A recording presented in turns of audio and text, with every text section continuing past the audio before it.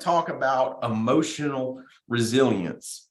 It's easy to look at people that are emotionally resilient and think that they're different. And that's what we're going to debunk today. But why is it so important to be emotionally resilient? Well, it's because anything worth doing is going to have adversity in it. It's going to have disappointment in it. You will have people let you down. You will have people let themselves down. You will have people use you and abuse you. I mean, it's anything worth doing. You're going to go through some stuff. Anything worth doing. Hey, by the way, it's not just business. If you want to have a great family, get ready to be emotionally resilient. You are going to go through some stuff. Think about anything worth doing. You can't name anything worth doing that's not going to have adversity in it. And so the more emotionally resilient you and I are, the bigger the things we can accomplish. Think about this. Whatever the level of emotional resilience we have today, whatever that level is, simply by increasing that, we expand the future. We expand the possibility simply by just increasing it. And you say, can you continue to increase it? Can you continue to become more emotionally resilient? Absolutely. What I'm going to share with you today are 7 things, 7 habits. If you can get into these habits, you will be more emotionally resilient. Your level of emotional resilience will go up, which again, that expands the future. That expands the impact that you can have. That expands the size business you can build. That expands the amount of cash flow that you can have coming in. That expands the amount of fulfillment in helping people build businesses. That expands everything in the future. So think about this. Here's how I'm looking at it. I want to expand my future bigger. I've got to keep working to get more emotionally resilient, because the more stuff I can push through positively, the bigger the future. The more I can push through, the bigger the future.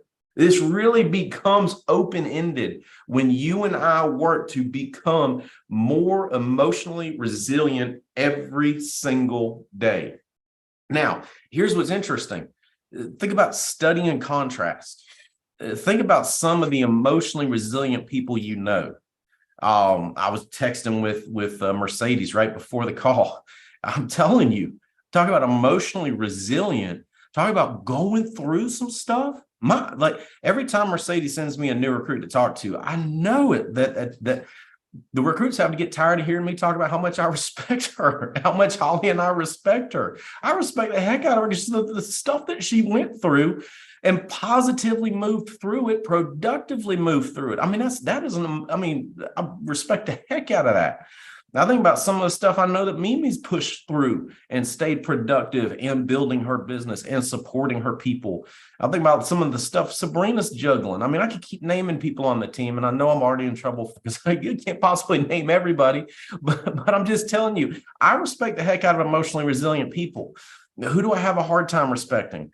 Emotionally just lay down people. Like, oh, somebody was mean to me on the phone. Oh good Lord. I had a policy, I declined. Welcome to the club. I had a new recruit. I thought they were going to be the one. I thought they were going to be the one. And now I can't find them. They went into witness protection. Oh my God, I don't know if I can ever recruit again. You know what I'm saying? I have a hard time respecting that. But I respect the heck out of people that are emotionally resilient. And here's what it means to be emotionally resilient before we get into the 7 habits. It means that you're able to process bad things, process negative happenings, move through them productively, and eventually positively. Now there's a flow there, okay? The negative event, right? The thing that we perceive as a negative event, what we're talking about today will allow you and me to start moving through it productively. Once we start moving through it productively, then we can move through it positively. And that flow is important for you to understand. It's important for me to remind myself of that, because we can tend to beat ourselves up when we just keep trying to be positive about this. we got to get productive first. See, it's only when we get productive that we can then get positive. People that are not emotionally resilient, they can't move through that stuff productive. They have one policy canceled. They're going to spend the rest of the day on the couch, just losing their mind over it. The one person on their team quit, and they just spend the next 30 days just, oh, I just don't know, man. I just don't know. That's not productive. You can't get too positive unless first you become productive. Unless you and I first become productive, we can't move too positive. And that's what these 7 habits will help us do. It's not going to stop the negative event from happening. It's not going to stop the disappointment from happening. It's not going to stop the discouragement from happening. But what it will allow you and I to do is to move through it productively so that we can get to moving through it positively. Make sense? There's 7 habits that emotionally resilient people do. And these 7 habits make all the difference. And I promise you, when you, and I'm going back to some of the people I respect like that. I just know the stuff that they've gone through.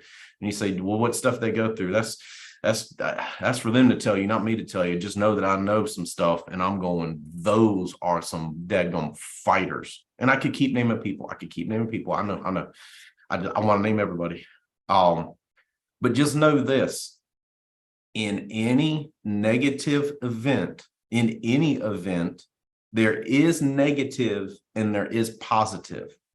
We tend to think only of the negative because the way our brains work is we look for danger when we go into uncertain circumstances.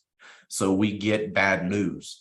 Our brains are on alert for danger. That causes you and I to see the potentially negative or the just outright negative aspect of it off the bat. However, there is positive in every single event. Every single event that there is a negative event, there is a positive event. There is a positive thing to be found. Now, I'm not saying it's easy to find. I'm just saying it's there. And these 7 habits is what helps us get productive so that we can get to positive. And I promise you, anybody that you see as emotionally resilient, these 7 habits, even if they don't know that they're doing them, they're doing them. Does that make sense? Like, it may just be so ingrained at this point that they're not actively thinking about it, but they are doing them. Anybody you see that's emotionally resilient does these 7 behaviors. All right, so the first one is the habit of acknowledging feelings and accepting control of them. It's acknowledging the feelings. Sometimes we think about emotionally resilient and we think about, well, just be positive. Just be positive. Just bury it deep down inside. Just be in denial, right? But that's not actually what's at play. You see, emotionally resilient people acknowledge the negative, they acknowledge the feeling, but then they accept control over it. And that's a big difference, a big, gigantic difference in just a few little words. Acknowledge the feelings. Man, that sucks. I was telling somebody that the other day, right? They got bad news about a relative, and I was just like, man, that sucks. And they were almost surprised that I would be like that. I'm like, that sucks. That's terrible. Oh, but the choice of the emotionally resilient person is to then accept control of the feelings. But the non-emotionally resilient person, they just sit in the feeling. They sit in the negative feeling. They just sit in the negative feeling. The emotionally resilient person accepts control over their feelings. So they acknowledge the negative and then go, what can I control? What can I control? I can't undo that thing that happened, but I can take control of my feelings moving forward. Here's a key question. When we're down about an event, so negative event happens, we're going, God, here's a key question. Why am I feeling this way? Why am I feeling this way? Oftentimes, the negative feelings we have about an event are simply due to unhelpful beliefs that we're holding on to. You see this a lot with folks where something negative in their business happens and they set in the negative feeling about it because they have an unhelpful belief that they've got to look perfect, right? They've got an unhelpful belief. It's not a helpful belief to think you got to look perfect. It's not a helpful belief. So you've got to let that belief go so that we can take charge of our feelings, accept control over them. But that's habit number one. And this is a big, big deal. If we don't get number one habit right, if we don't do that out the gate, the longer we sit in it and don't accept control over the feeling, the longer we sit in it, the harder it is to get back out of it. I mean, just picture acknowledging the feeling, man, that sucks. And then just sitting in it. The longer we sit in it, the longer we're sinking. The longer we're sinking down, the further away productive is. But the sooner we can accept, okay, this sucks. I hate that I feel this way about it. What unhelpful belief is at play here? Let me take control over my feelings. I can accept that. Now let me get to something productive. Big, big, big, big. If you and I can do that faster, the sooner we'll get to productive. The sooner we get to productive, the sooner we'll get to positive. Again, it doesn't undo the negative event. It doesn't undo it, but what it does is helps us get closer to productive so that we can get through to positive. All right. Number two, this is big. Take charge of your posture. Watch the posture of an emotionally resilient person. It's not this. It's this. All right. What do we need to do? This thing happened. What do we need to do? Watch the posture. I love watching the posture of emotionally resilient people. It's incredibly interesting to me because you just watch the posture and you go, that's someone that's going to get to productive and move through this and come out on the other side winning. That's someone that's going to do it. And you can just see the posture. So the first is acknowledge the feelings, accept control over our feelings. Then what are we doing? Changing our posture, taking charge of our posture. Stand up, chest out. Let's solve this thing. Let's get going. I'm just telling you, once you change your posture, just watch how you feel. Excuse me, like me teaching this, I'm all of a sudden feeling better. I'm going, yeah, let's go. Let's get it. Let's get it. This is going to be the best fourth quarter. I'm already feeling it is crazy, but watch what happens. So first is to acknowledge and accept charge, take charge of your feelings, then take charge of your posture.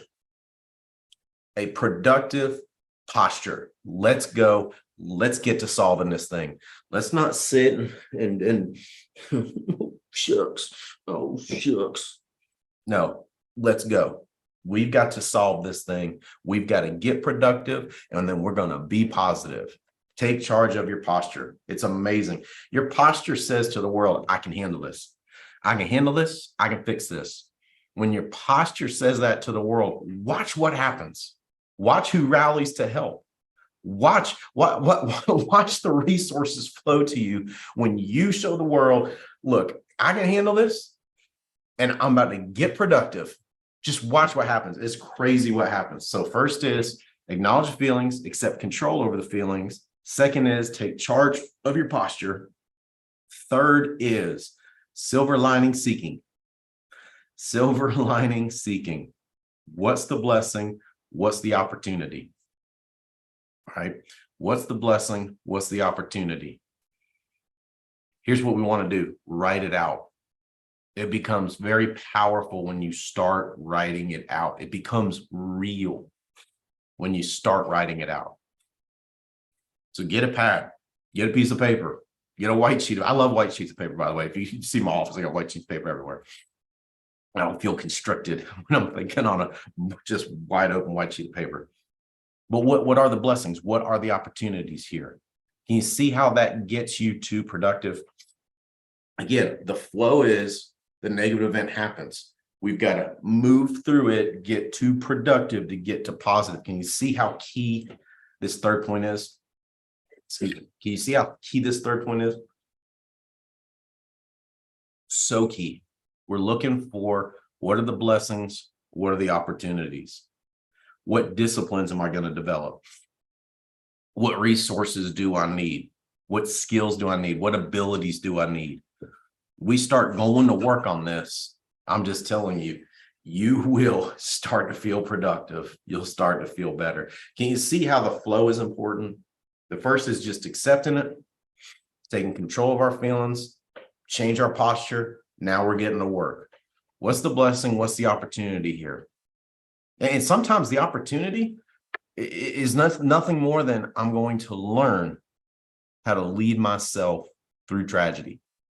I'm going to learn how to lead myself through something very difficult. I'm going to become someone that can help people move through this thing.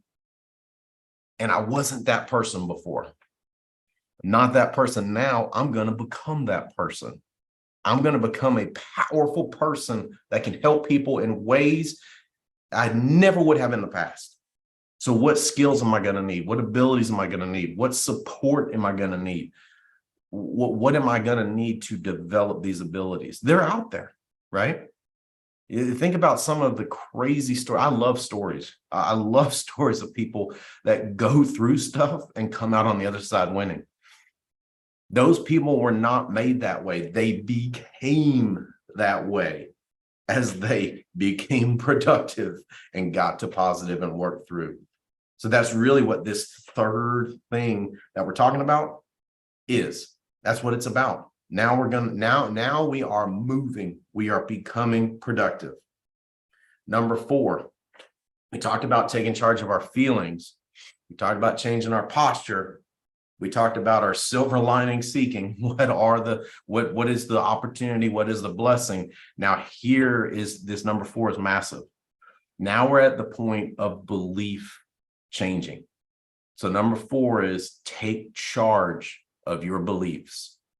Now keep in mind, we may not have control over the circumstances. We may not be able to undo the circumstances. We may not be able to change the circumstances. But we always have the ability to take charge of our beliefs. We always have that ability. But can you see how this flow of things, these 7 habits, how they work together? If we're just in the beginning of seeing the thing happen, and we go, but I'm not going to take charge of my beliefs. That's a big ask. But if we've already moved through the first 3 habits, number 4 all of a sudden becomes doable, believable. Take charge of my beliefs. What beliefs will I need to hold dear to move through this productively and positively? What beliefs will I need to hold dear? Write these things down. I'm telling you, even if people don't realize what they're doing, people that you see as emotionally resilient, they do these things. This is a flow that they get into when something big, bad happens. I've seen Andy do this. I've seen it. When people, when disappointment happens, it just moves right into these 7 behaviors. So key, these 7 behaviors. All right, number 5.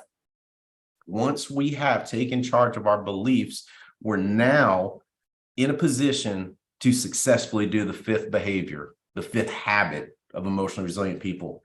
And that is to ask meaningful questions. Ask meaningful questions. Here's why that's so key. Guess who doesn't ask meaningful questions? Someone that sees themselves as a victim. Someone that sees themselves as a victim. I mean, just think about it. Think about the last person that you're just like, God, they see themselves as an absolute victim. Have you ever heard them ask a meaningful question? No. In fact, you won't hear someone that sees himself as a victim hardly ask any questions. Well, no, the one question they'll ask is, why me? Why me? Like, that's the only question they'll ask. You won't see them ask a meaningful question. What are some meaningful questions when we face disappointment as we're becoming emotionally resilient? What did I learn about myself? Maybe it was something dumb we did, right? And that's the disappointment. We've got to become emotionally resilient, right? What do non-emotionally resilient people do? They do something dumb. It's like, I'm an idiot. I'm an idiot. Oh, such an idiot. I can't. Oh. Not an emotionally resilient person. An emotionally resilient person acknowledges, right? First thing is like, that was really not enlightened, Stephen. that was not smart. That was not what a leader should have done there, Stephen. Then we'll start working through the progression. Meaningful question. What did I learn about myself? See, that dumb thing I did, it's teaching me something about myself. Maybe something I didn't recognize or realize was going on there. Learning. It's a meaningful question. What I learned from this situation, disappoint myself. What I learned from this situation. You see, it's the opposite, the exact opposite of being a victim. When someone sees himself as a victim, they won't ask meaningful questions. But again, can you see why the flow of the habits is so important? First, we acknowledge our feelings, right? This really sucks. I'm in charge of my feelings. Okay. How are we going to fix this? What opportunities are there? What blessings are there? Taking control of my beliefs. I can be better. This too shall pass. I'm going to come out better on the other side. Changing our beliefs. Now we're asking meaningful questions. You can see how these behaviors just stack one on the other, one on the other, one on the other.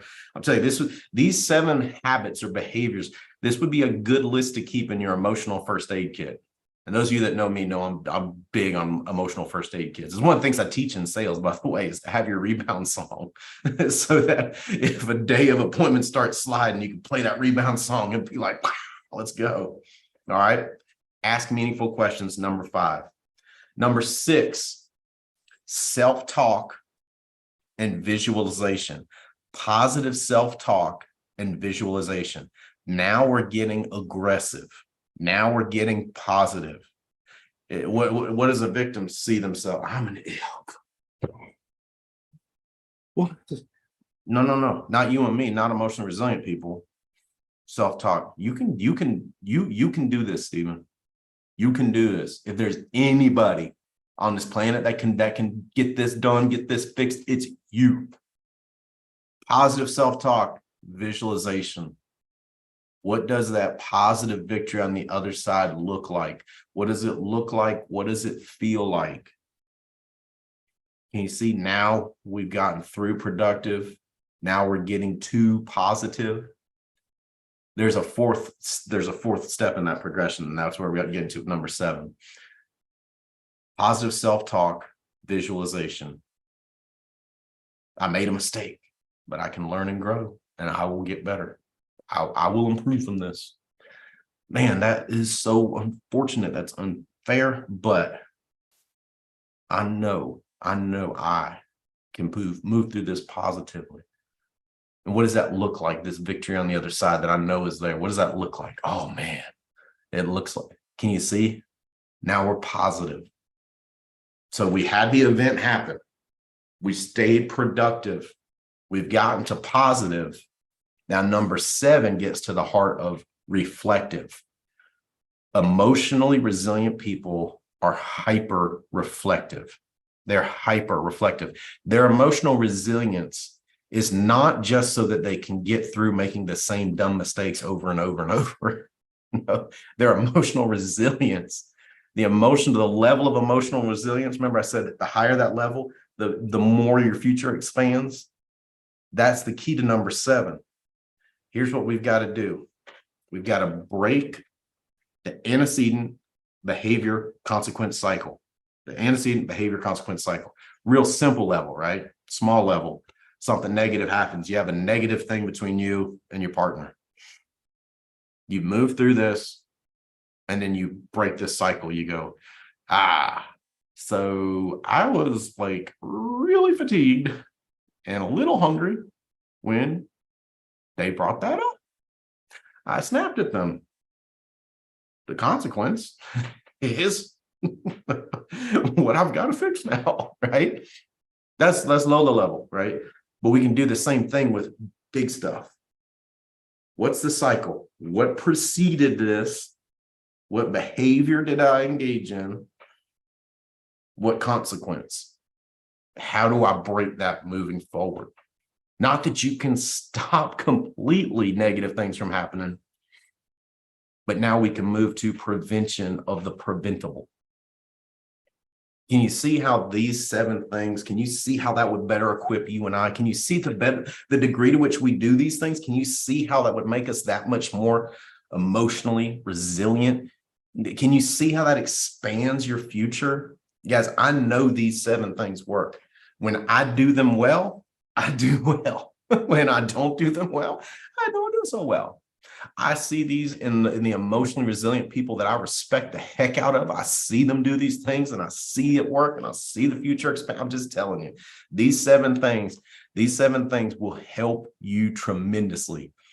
Guys, Holly and I, we want 2024 to be the best year in the history of your family. That's what we want for 2024.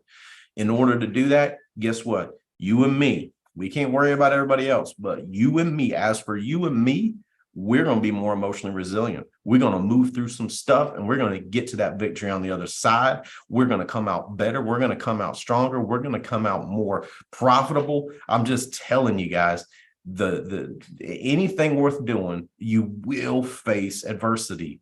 The emotionally resilient people, they're the ones that get all the rewards. That's what I want for you. That's what I want for me. Guys, I cannot wait to see you at Breakthrough. If you're on the fence and you're like, oh, I don't know, we'll find you. We'll find you a ticket. I'm just telling you, Breakthrough is going to be tremendous. I can't wait to see all of you there. Let's go out. We've got today, we've got Tuesday, we've got Wednesday, we've got Thursday. Breakthrough starts Thursday at 5. Between now and then, let's cram all the production in we can so that you and I can be at Breakthrough. We can be growing, we can be learning, and we can do that better because we put the work in before. Guys, let's get out. Let's get after it. Holly and I love